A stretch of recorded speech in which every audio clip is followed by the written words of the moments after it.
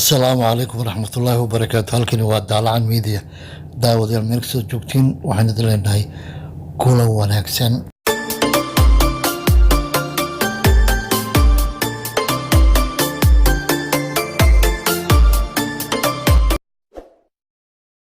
fadlan saar subscribe kadibna riix gambaleelka mahadsanid. markale kulan wanaagsan xubnahaynu kusoo qaadanin waxaa ka mid ah koonfurta kuuriya balaarinaysa howlgalka la dagaalanka burcadbadeeda ee xeebaha soomaaliya. uganda oo kubnaan ka tirsan ciidanka hore usoo diraysa soomaaliya iyo turkiga oo la sheegay in lagu casumay inay shidaalka baraan badda soomaaliya. waxaa kaloo aynu kusoo qaadanaynaa dad ku geeriyooday qarax ka dhacay goob ay ka socotay xaflada roos caasimad dalkaasi suudaan iyo khartuum. aynu ka horeyno madaxweynaha dalkaasi turkiga oo sheegay in soomaaliya ku casuumtay inay turkiga shidaal ka baaraan badaha soomaaliya. madaxweynaha turkiga rajab tayyib erdogan oo shalay la hadlay warbaahinta NTV turki waxa uu sheegay inay dowladda federaalka soomaaliya ku casuumtay turkiga inay shidaal ka sameeyaan badaha soomaaliya kadib markii ay dowladda turkiga la saxiixatay dowladda sharciga ee dalka Liibiya heshiis dhanka badda dabeeqadii bishii November ee sanadkii hore 2019. Erdogan wuxuu tilmaamay inay turkiga isku diyaarinayaan sidii ay tallaabo uga qaadi lahaayeen casuumaadda Soomaaliya. waxaa jira codsi ugu yimid Soomaaliya waxayna sheegeen inuu shidaal ka dhex jiro badahooda loona baahan yahay inay turkiga qaadaan howlgallo ay ka wadaan dalka Liibiya oo kale si ay u fuliyaan ama halkan uga fuliyaan ayuu yiri madaxweyne Erdogan. hadalka madaxweynaha ayaa ku soo boogmay iyadoo dowladda turkiga ay laba heshiis faham dhanka badaha iyo ammaanka ay la saxiixdeen dowladda Liibiya ee qarmadooda qoonsantahay bishii November 2020 sanadkii hore. si kastaba ha ahaatee dowladda turkiga waxay Soomaaliya siiyeen taageero iyadoo madaxweyne Erdogan uu booqashadiisa ugu horeysay Soomaaliya ku yimid sanadkii 2011 xilligaasi oo ay macluul dalka jirtay qaybo ka mid ah Soomaaliya. sidoo kale dowladda turkiga waxay bil kasta malaayiin dollar ku kamaan qasnada dowladda federaalka isla markaana waxay tababar siiyeen ciidanka qaranka iyadoo hay'adaha turkiga ay gacan ka geysteen mashaariicda horumarinta ee ka socda qaybo ka mid ah Soomaaliya. qodobka kale aynu soo qaadanay wuxuu ku saabsan yahay kubnaan ka tirsan ciidanka hore Uganda oo loo soo diri doono Soomaaliya. in ka badan 2500 ciidamo khibrad dagaal leh ayaa la qorsheynayaa inay Uganda u soo diraan Soomaaliya si ay qayb uga noqdaan howlgalka ciidanka nabadgelyada Afrika ee AMISOM.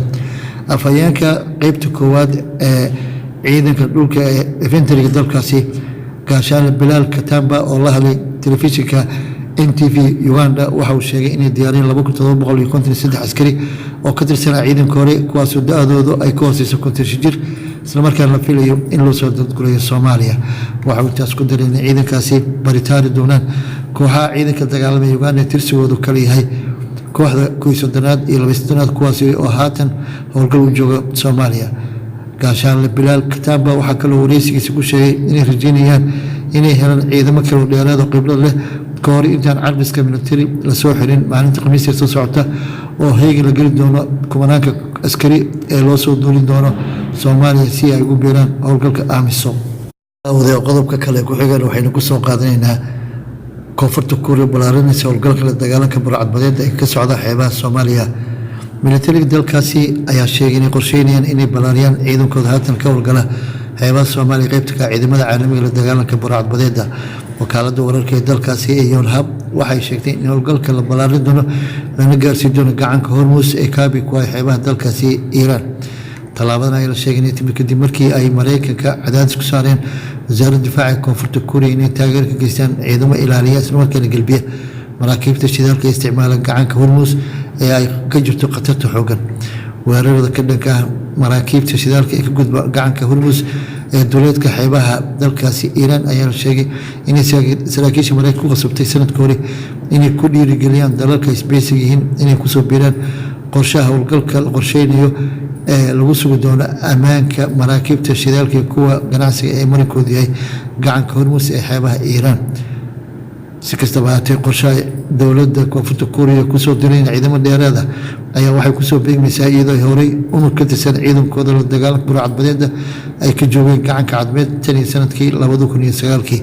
ciidankaasi waxa uu helay dhowr markab oo nooca dagaalka oo ku jiro markab wax burburiya. daawadayaal xubinta ugu dambaysa waxaynu ku soo qaadanay dad ku geeriyooday qarax xali ka dhacay caasimadda dalka Suudaan ee Khartoum. ugu yaraan 5 qof ayaa ku geeriyootay 40 kale ku dhaawacmeen qarax ka dhacay caasimadda dalkaasi ee Khartoum.